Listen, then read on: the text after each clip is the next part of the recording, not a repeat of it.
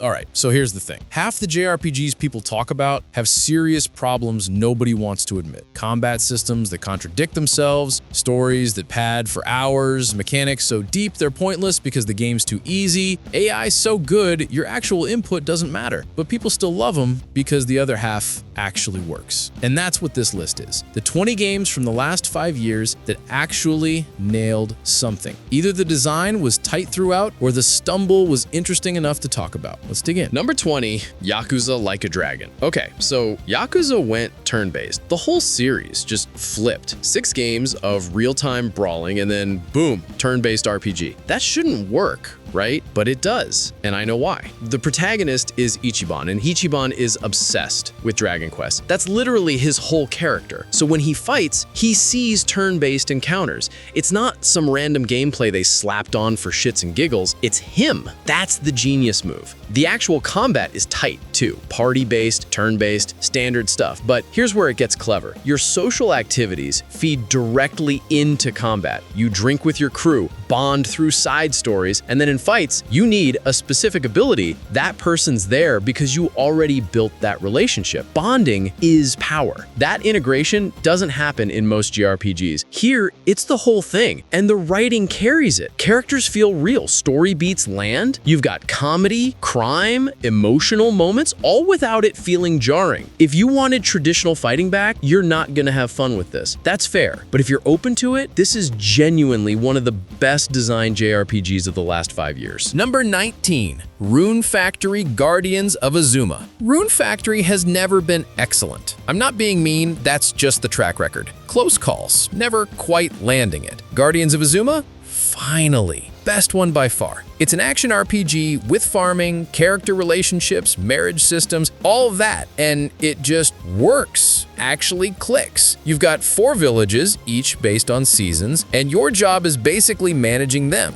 Farming, chopping wood, building stuff, but you're decorating everything, placing buildings where you want them, making these towns yours. Sounds simple? It's not. You get invested. They become yours. Then the character bonding system, deepest the series has ever done. Real events, not just dialogue boxes filling up. You actually care about these people. When you marry them, it feels considered. Multiple branches. Real impact. Combat smooth and action-oriented. Satisfying. You fight monsters, gather materials, craft gear. Everything feeds back into relationships and town building. Nothing's wasted. Real talk though, the ending drags like 5 to 10 hours too long. Pacing just collapses in the final stretch. If they cut that top 10 material easy, but even with that flaw, this is the first time it feels complete. Everything works together. For Rune Factory fans, this is vindication. For new players, start here. Number 18, Stranger of Paradise, Final Fantasy Origin. This game gets roasted so hard. Trash tier edgelord story. Yeah, okay, the narrative is absurd. Not subtle, just straight up edgy as hell.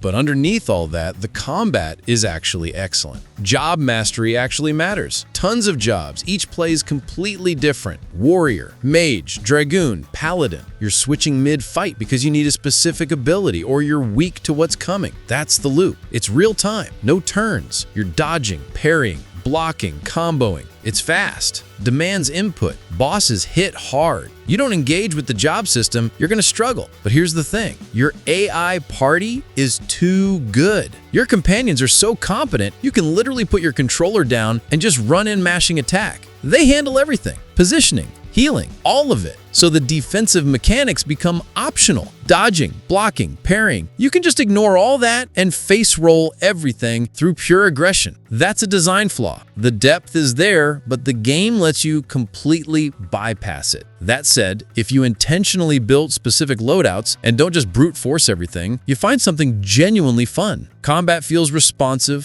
timings matter, building stuff is satisfying. So yeah, story's bad, combat's solid if you actually use it. 17, Monochrome Mobius, Rights Rights and Wrongs Forgotten. This is a prequel to the Utawara Ramono visual novels. If you know those games, you get the fan service, younger versions of characters, origin stories. It's cool if that's your thing. But here's the good news. It works standalone. You don't need the visual novel knowledge. It's a turn-based JRPG that functions on its own. Standard infrastructure, exploration, customization. Then there's this ring system that's supposed to be the special thing. Strategic depth through unique mechanics, supposedly. Except it's half-baked, underexplained, muddled. Nobody talks about it as a strength. Why? Because the game's too easy. You overlevel and delete everything. The ring system's strategic benefits don't matter because you don't need to master it. Game doesn't force you to. So this complex mechanic just sits there, being irrelevant. Real lesson here, complex systems only matter when difficulty forces you to engage. If you can win without them, they're just padding. That said, progression's smooth. Low-level enemies get deleted, so no tedious grinding. Pacing's solid. Characters have that visual novel charm. If you're into the universe, you'll vibe with it more than how I'm describing it. Not bad, just fine. Worth checking out if you're already familiar with the franchise. Number 16, Visions of Mana. First mainline mana game in 15 years. Long gap. Developers knew they had to get this right. What they learned? Ensemble casts need actual development. Previous games threw characters together with pre-existing dynamics and expected you to care. This one shows where these people come from. Karina's origin, Morley's background, their struggles, their motivations. You understand them before they're adventure buddies. Simple Fix changes everything about how you connect. World design is intentional. Bright colors, everything's saturated, every town feels distinct. Exploring is rewarding. Chests everywhere, NPCs with things to say. It feels alive. Class system's deeper than the last one. Tons of customization. Mix and match elements with different characters. Find what works. The flexibility's there, and experimenting is actually fun. Soundtrack slaps too. Whimsical. Fits the tone perfectly. Combat flows well. Action-oriented. Not overly complex, but satisfying. Here's the real talk though. Story has some bizarre twists that don't land. Like, they commit to some weird stuff and you're just sitting there like, really? And they don't reverse it. You get to certain plot points and it's weird. Also, the studio closed after release. No DLC, no sequel, just done. But 90% of this works incredibly well. The character development approach should be studied. World feels earned. Combat smooth. Pacing respects your time. Not perfect, but it's the first mana game in a generation that actually feels complete. Number 15, the Diofield Chronicle. Real-time strategy RPG from Square Enix that literally nobody talked about. Low budget, graphics aren't cutting edge, marketing was minimal. Yet, the gameplay is addictive as hell. You're sending parties into missions. 8 characters, 4 attackers, 4 support. Everything's real-time, but control is simple. Select directions, select targets. That's it. Simple inputs, complex outcomes depending on party composition and ability timings. Missions take 5 to 10 minutes. Perfect pacing. You're not grinding for an hour. Play, finish, see story progress, next mission. Structure respects your time. Story's actually solid too. Mature themes, character depth, good writing. It's not just a mission framework with zero narrative. There's actual plot development, character arcs, emotional beats that land. Tone balances seriousness with lighter moments.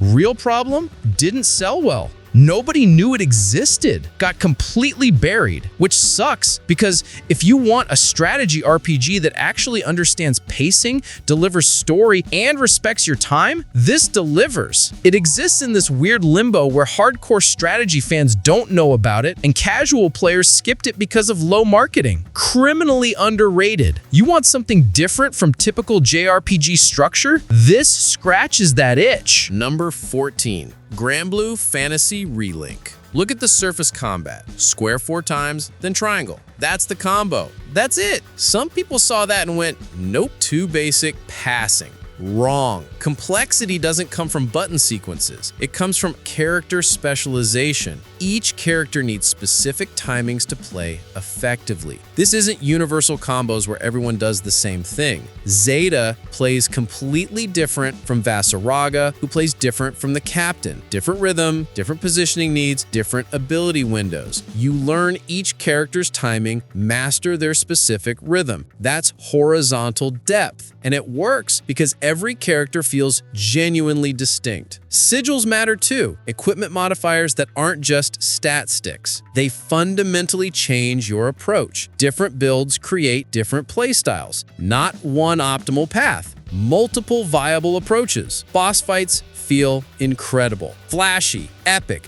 Music matches the chaos. You're never bored because every character teaches you something new. Some say it's too accessible, too simplified compared to complex action systems. Fair point. Games designed for accessibility. But within that scope, it nails it. Character depth through specialization, engagement through mastery, satisfaction through boss victories. Number 13, Shin Megami Tensei 5. I'm about to prize a game with serious structural problems. Hear me out though, because the core combat is genuinely excellent. Press turn system. When you hit weakness, you get extra turns. Critical hit, extra turn. Miss, lose turns. Enemy uses the same system against you. You're always on edge, always calculating. Miss one turn and you just handed them extra attacks. That creates legitimate tension in a turn-based system. Weakness exploitation actually matters. You're constantly making decisions, adapting, managing resources. It's excellent. But then, the pacing problem.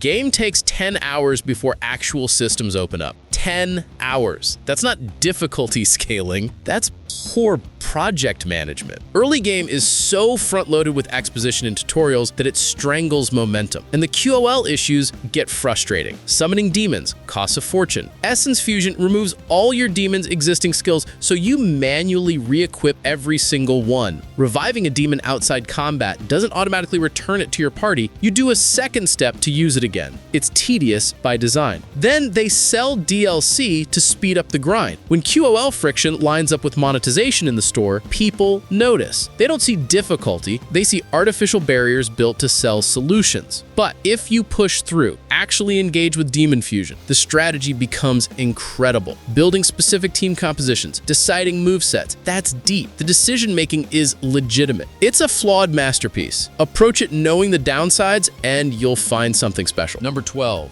Star Ocean, The Divine Force. This game's got charm. Cast is likable. Premise is interesting. Space captain crashes on medieval planet and has to navigate culture shock while uncovering mysteries. Good setup.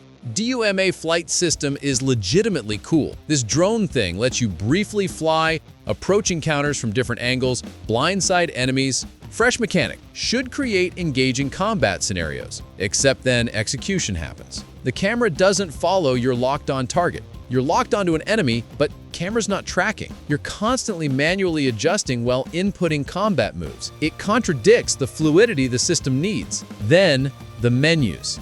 Nightmare to navigate. Using healing items, one at a time. One at a time. Use Aquamiro on someone, battle ends. Use it on someone else, new menu, new selection.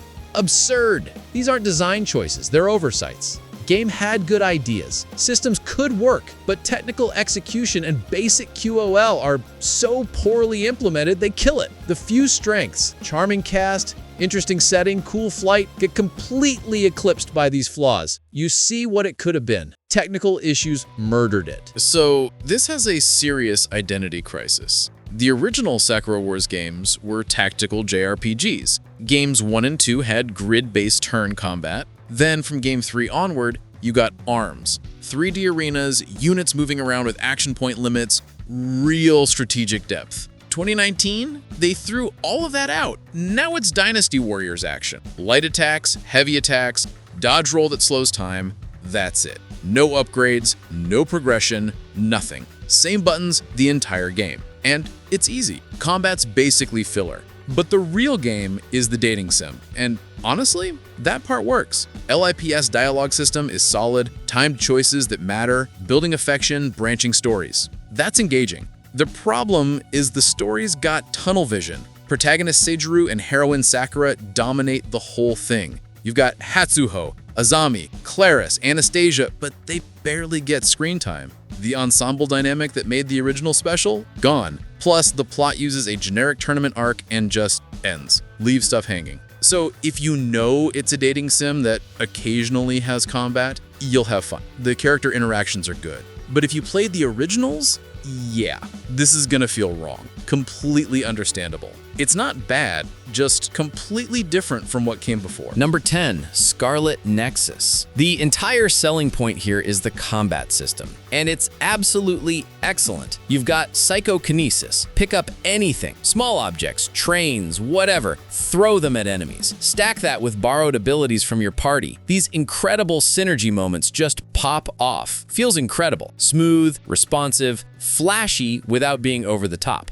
Visuals pop, especially on newer consoles at 60 FPS. Beautiful. Art style is unique. Sound design, criminally underrated. Most people miss how good it sounds because they're focused on the action. Story's weird and convoluted though. By the end, you've got no idea what's happening. Too many plot threads, not enough time to resolve them. That's the weak link. But if you love action JRPGs and want something that feels fresh, the psychokinesis gameplay loop alone is worth it. Combat is where it shines, and it shines bright. At number 9, we have Fire Emblem Engage. Mechanically, might be one of the best tactical experiences in Fire Emblem. Map design is intentional. Positioning matters. You're not just hitting enemies with your strongest troops until they die. The Engage mechanic pairs characters with past Fire Emblem heroes, and they transform, super versions with special abilities, creates these exciting moments, strategic depth with visual payoff. Animations are gorgeous. Everything feels responsive. Tactically, this is fantastic. Real talk though, the story is generic, rushed pacing. Protagonist Alir is passive, just does what other characters tell them to do. Dialogue doesn't land, comedic moments fall flat. It's proof that exceptional gameplay can carry a JRPG even when the narrative gets roasted. Some people need story, some people just want to optimize tactics. If you're a tactics fan, the mechanical refinement here is worth experiencing. Just know the story isn't going to move you. Number 8, Chained Echoes. This was made by one guy. That immediately got my attention. But the game stands on its own. 16-bit style graphics, but detailed. Mature writing, character development reminds me of Triangle Strategy. War story, good twists. Keeps you engaged. The overdrive system is the innovation. Bar at the top, stay in green zone and you do more damage, take less. Push it red, enemies get buffed. You take extra hits. It's fragile. One enemy action pushes you into red before you react. Punitive. The class system looks maximalist until you start optimizing. Then you realize stacking agility for extra turns is way better than engaging with interesting passives. System depth becomes irrelevant when only a few paths work. The narrative, though, it's a disaster. Poor tonal management, overambitious plot, incredible mechanics completely undermined by story that doesn't land. That's frustrating. Exceptional mechanical innovation sabotaged by writing that can't support it. One of the clearest examples of systems design and narrative not talking to each other. Number 7, Trails Through Daybreak. This is a soft reboot for the massive Trails series. 11 games in, and they still refreshed it. New protagonist Van Arkwright, new setting in Calvard Republic, hybrid combat mixing action and turn-based. World building is exceptional. That's the Trails hallmark, and it continues here. Characters are compelling. Story hooks you immediately. Voice acting elevates everything. It doesn't just read dialogue, it breathes life into characters. The shift from pure turn-based felt necessary. 11 games of the same thing needed evolution. The hybrid feels just right, not alienating purists, but keeping things fresh. Dungeons are balanced, puzzles don't drag. Real talk. Villains are weaker than earlier games. After so many entries, antagonists needed to stand out more. They don't quite hit, but the complete package is so strong. This is what evolved design looks like. You could start here at game 11. You'll miss references, but the story functions standalone. That's impressive. Number 6, Xenoblade Chronicles 3. This is gonna sound like I'm hating on it. I'm not. Story is genuinely great. Themes about understanding and coexistence instead of conflict. Mature, meaningful. Characters connect with that. World's massive. Exploring is engaging. Scope is impressive. But here's the design problem. You control one character in a party of 6, plus you can swap classes. The AI is so competent, it does 90% of the work. You put your controller down and still win most fights. That's not difficulty, that's your input becoming irrelevant. AI's doing break, doing topple,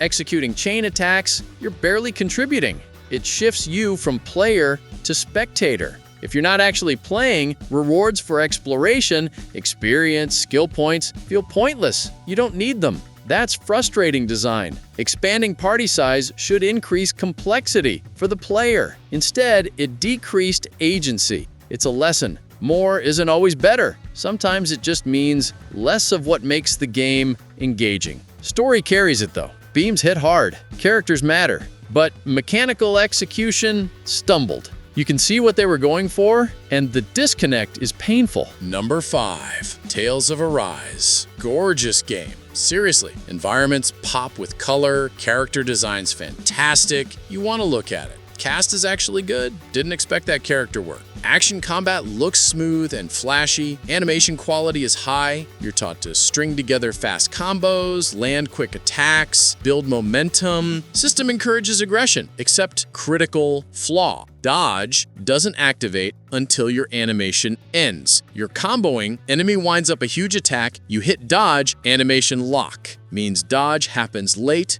you take damage you shouldn't. Game teaches you one thing, but punishes you for doing it. At higher difficulties, this breaks everything. You abandon combos. You spam dodge. Wait for safe windows. Spam skills when you can't. Boring. Passive. Opposite of what the visual design promises. Story falls apart in the final act too. Character development gets sidelined. Main plot skips conflicts that should be developed through narrative. They're stuck in optional skits. Final villain? Unmemorable. Gorgeous game. Mechanics are there, but execution issues and narrative stumbling hold it back. You can see the potential, just didn't land. Number 4, Octopath Traveler 2. The HD 2D art style is still incredible. Every town is gorgeous. This is some of the best looking RPG art direction in the last decade. Combat's good, breaking shields, boost mechanics, strategic positioning, works well, dynamic and engaging. But here's the repetition problem. Each job has maybe 5 to 6 attacks, lots of passive buffs. Battles devolve into using the same small pool repeatedly.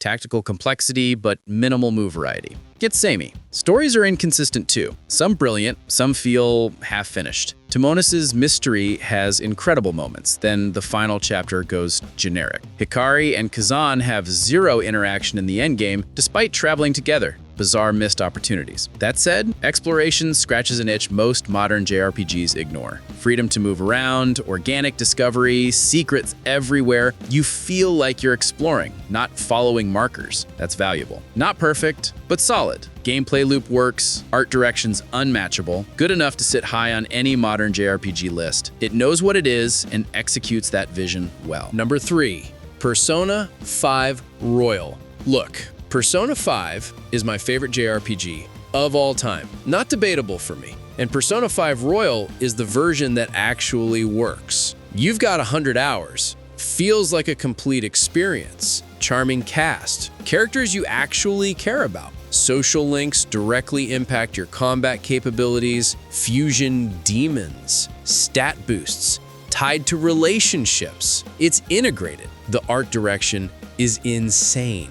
UI design, soundtrack, combat especially.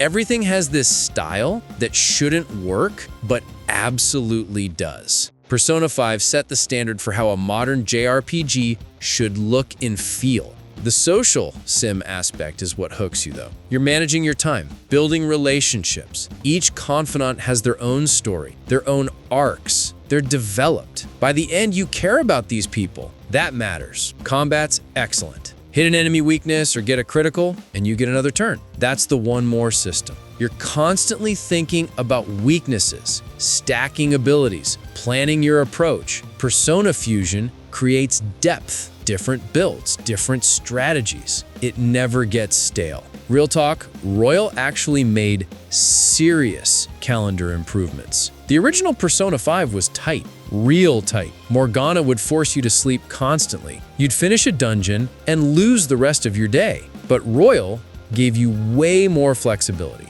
70 additional free time slots compared to the original. Morgana doesn't hound you as much. You can do activities after exploring dungeons instead of the day just ending. The whole thing breathes better. Is it still time management focused? Yeah, You still got a calendar. Events happen on specific days. You can still miss confidants if you're not paying attention, but it's way less restrictive than it used to be. Royal gave you actual breathing room, and it's 100 hours. That's not for everyone. If you need a quick experience, this isn't it. But the complete package, story carries you, characters stick with you, combat stays engaging. This is what a modern turn-based JRPG should aspire to be. Persona 5 Royal nailed it. Number 2, Metaphor Refantazio. Persona DNA here because Atlas knows social sims and dungeon crawling, but Metaphor does its own thing. Story setup is clever, UI has that signature Atlas style, flashy, slick, intentional. Social sim aspects are there, but they promised you won't miss activities due to time constraints. Sounds like they learned from the calendar prison criticism Persona got. That's important. People got burned before on that. Real talk though, Atlas has a track record. Persona 5 got Persona 5 Royal 2 years later. Persona 4 got multiple re-releases. People are already wondering if a definitive edition drops in 2027 or 2028. That affects purchasing decisions. Sucks because people hesitate committing day one. But based on what's available now, strong entry. Different enough from Persona to justify existing. Ambitious without overreaching. The archetype system. That's the big difference. Instead of collecting and fusing tons of personas like in Persona games, characters equip specific archetypes that work more like a classic RPG job system. Warrior, healer, mage. That structure gives you more flexibility in building your party than Persona allows. Every character can swap between different archetypes if they've unlocked them. That's not how Personas work at all. If you're hesitant because of the re-release history, that's valid. Just know what's here right now is really solid. Number 1, Final Fantasy VII Rebirth. This game is a masterpiece in execution, scope, production value, quality of the craftsmanship, unlike anything I've seen. Lost count of how many times I said out loud, how is this game real?